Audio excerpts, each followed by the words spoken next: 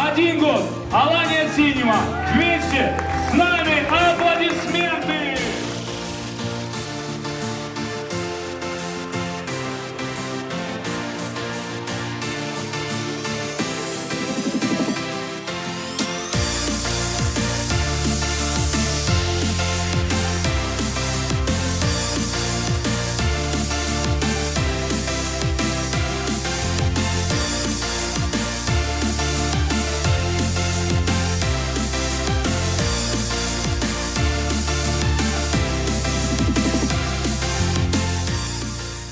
Для нас сегодняшний день особый и волнительный.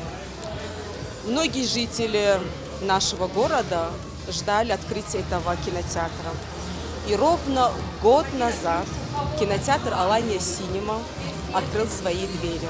Для зрителей нашего кинотеатра мы всегда готовы осуществлять качественный кинопоказ, организовывать различные предпоказы, дарить комфорт и уют.